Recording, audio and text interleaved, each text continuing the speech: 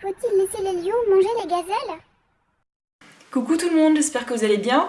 Aujourd'hui je vous retrouve pour un petit vlog, mais avant ça je vais répondre à une question récurrente ces derniers temps, et qui est: est-ce que les véganes veulent empêcher les lions de manger les gazelles? Mais non! Mais non!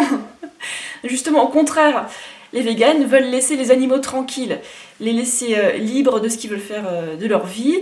Par exemple, si un lion il veut tuer une gazelle, ou alors s'il veut la bichonner, on s'en fout.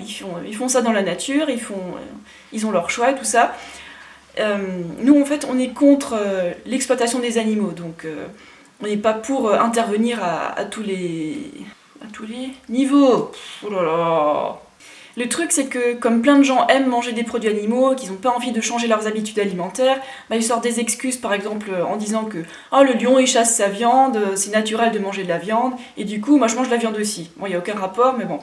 Quand on voit le chasseur, le prédateur humain qui fait ses courses au supermarché et qui va dans le rayon viande pour chasser sa viande, de nos jours on vit d'une manière plus du tout naturelle.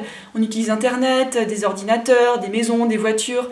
Alors l'argument du naturel, ça tient pas une seule seconde. Et puis il y a un autre problème quand quelqu'un dit « Ah, le lion il tue la gazelle, donc moi je peux manger de la viande ». On peut pas justifier notre comportement par celui des animaux.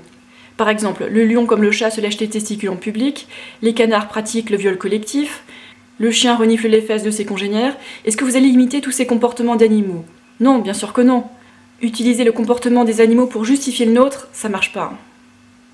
Et en plus, quelque chose qui est naturel n'est pas forcément bon pour la santé, ni éthique. D'ailleurs, en parlant de santé, je laisse un petit lien sous la vidéo concernant les positions médicales et scientifiques sur l'alimentation végétalienne. Et si vous ne comprenez toujours pas le point de vue des véganes, je vous invite à voir les documentaires Terrien, Cowspiracy et La santé dans l'assiette. Et je vous mets aussi les liens sous la vidéo. Parenthèse close. Maintenant, je vais juste revenir à l'argument de la chasse.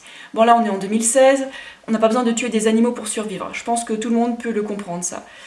Alors là, nous les véganes, on ne juge pas ce qui s'est passé il y a 500 ans, 1000 ans, 10 000 ans. En tant que végane, je ne juge pas ce que les humains ont dû faire à la préhistoire pour survivre.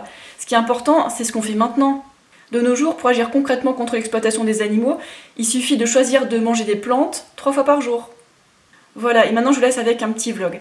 J'ai pas fait de vidéo ces derniers jours parce que je travaille au moins 10 heures par jour ces derniers temps sur mes traductions, et du coup ma créativité elle est un peu en berne dans ces moments-là. Mais bon, c'est provisoire et puis après j'aurai un peu plus de temps pour vous.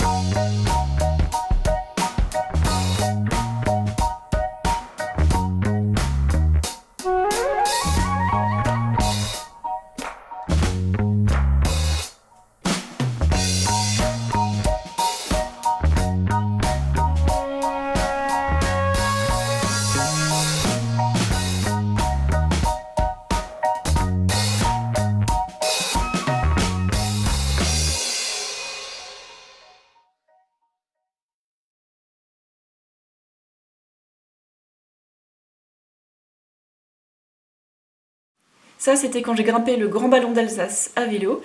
Et là, je vous laisse avec quelques petits repas. Et je vous dis à très bientôt. Ciao, ciao!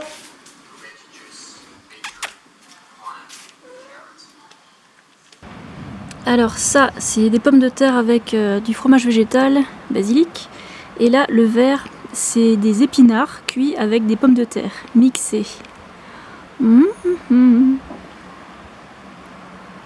Là, je reviens tout juste du marché où j'ai acheté des fruits et des légumes.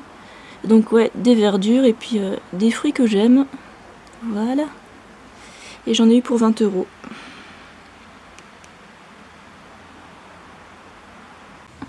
Voilà, mon assiette de fruits après le sport. Ah, ça faisait longtemps que j'avais pas eu un beau panier de fruits comme ça. Hein. Et là, c'est les bananes. En fait, j'ai trop de bananes mûres, alors je les ai pelées, découpées, et je vais les mettre au congélateur.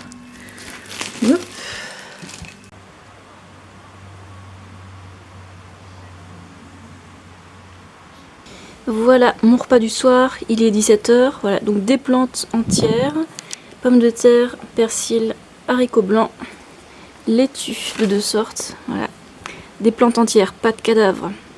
Ah non, hein. Que des trucs qui sont bons. Alors ce soir, j'ai envie de vous partager ce ciel sans nuages. Magnifique. Coucou les vaches.